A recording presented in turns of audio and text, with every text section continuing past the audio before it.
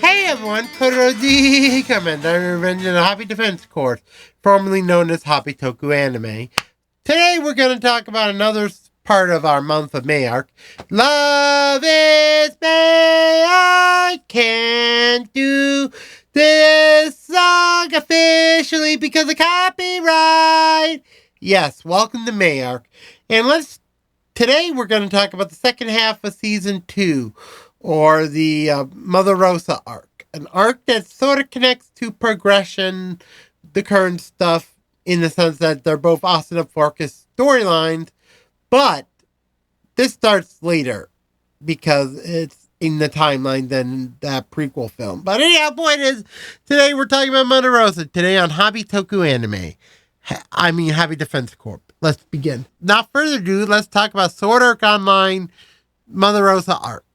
We start off with the arc of everyone's lying down in their bed now that they have the room. How did they get it? Let me explain. Because the rest of this, first half of this episode after this opening title card is basically about how they got it. Let me explain. They were at the bar, Iggy's bar, and Iggy was explaining the backstory that he had a girlfriend that left him and conducted suicide after the Sword Arc incident. I don't want to explain this detail, but the point is, our token black guy had loved and lost because of Ironcrad, but not in the way of both of them being there, but the other way around, which is kind of weird that one gone and the other left, and the one who was in the coma, not in the coma, kind of did bad things. But the point is basically that they also discover at that point that their floors 21 to 30 were open, and they're like, wait a minute, one of our rooms in between that number. We get our house back. Yay! Let me explain. In the Ironcrad arc, they had a house around floor 26. And this arc is basically begins with them doing it. They defeat the boss.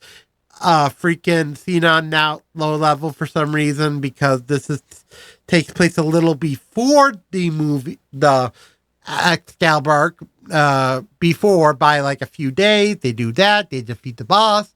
And next up, they get their house, they're excited with the old stuff, getting back to their status quo feeling, sort of feeling. And now we get into present of the plot being January of 2026. Yeah, it's now dated, but in a point is basically that Kiriko counters a player named Zekin, who also called Yuki, our main protagonist, main supporting new character of the arc. Austin's like that. They do that. Also, after logging and doing their work, freaking Asuna's mother is introduced, mostly saying, I don't care about this. I wish you were not comatose for 2 years because of this game, and now I feel disappointed at you losing your life for 2 years. And it's like, I have friends I care for, and she's like, no, you have royalty sort of badassness, as we all know from season 1. But the point is, basically, to that, they argue, they explain the feeling, then we get into the battle against Zekin, which turned out to be a character named Yuki, who's our main new character. She's a little sad at the end. Asuna defeats her, and also Kirito doesn't want to beat in her. Kirito didn't defeat her, and the joke is because she's a woman. That's not the reason, but her speed is really powerful. If she existed in season 1, Kirito said she basically can be the dual wielder user instead of him, which is kind of weird and shocking. Also, her race for her elf race is technically fast for some reason. Imp, I think. But anyhow, point is, basically that's good, but basically the whole reason why she's been fighting people in PvP because they're looking for a leader, and also becomes that. I'm not kidding, kind of good with her guild. Basically a group of people, if you didn't know that gaming term, but okay. Do that, start the group, help the people a little, then Asuna gets ready to log out, but suddenly her mother locks her off quickly unofficially, and it's like, oh God, you did that because you were late. I was just logging off when I do it. Oh yeah, so yeah, maybe it's that they do the training next. The rest of episode 3, we're on episode 3 of the arc. Basically, this is kind of the end. Do a battle. They discovered they can't get into the guild because a lot of people are hiding and beating their race thing, which is kind of funny. Beating the thing, but they do that. They battle. Then Kirito, Clyde, and Yui all go together to stop the random people guild from going first. And they all run, charge that. They battle the boss. They do. And Zekin / Yuki Lee says, I will never see you again, sort of logic. And Asuna's like, wait, what? And now we have to get into the sad part of her character. Okay, how to explain this? Technically, she has AIDS. And the random girl you saw in the opening with the two girls becoming one, that's actually Yuki's freaking sister, which died a few months prior, and now she's alone. And they both have AIDS because the mom got poisoned with AIDS. Yeah, AIDS is a bad thing, and I'm sorry I won't explain because it's a very sad disease. And I have no choice but to play the Family Guy clip for stupidity reasons. She has AIDS, yes she has AIDS, da da da da da da. She has AIDS, yes she has AIDS, like a needle in here. Oh, the protective secretary here. Sorry, that is it. But the point is, been in the Ziki Void, which is basically the Nerve Gear advanced tech, like the VR stuff in Sword Arc are Nerve Gear for helmet first, then NLP, and Indiki Void's like Nerve Gear's advancements, but more for medical purposing, which is kind of good because this arc reveals that Akaki Kaiba, the main villain of season 1, had nice attention with VR sort of feeling.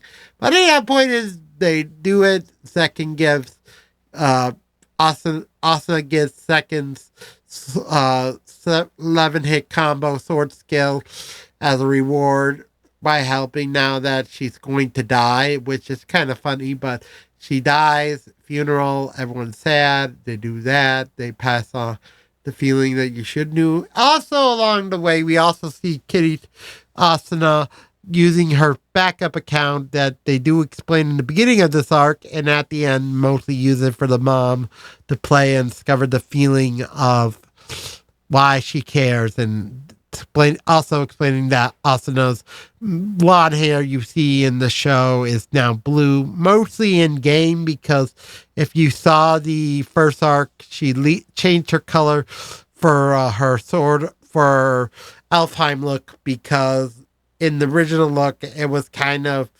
trapped as a character, and it kind of makes sense that this version of Asuna should be blue hair, which kind of makes sense. But the point is that also funeral, everyone's sad, they think about it. The whole main characters, all, even if some of them didn't do nothing in this arc, basically all of them at a spring thing, and base that. Also, by the way, before I'm done with this part, also Yuki gets, because she's an AI character, gets a camera thing attached as like a weird prototype thing, which is kind of a plot point of her now being in the plot, which to develop Kirito's electronics, going there for research for that, which is kind of funny.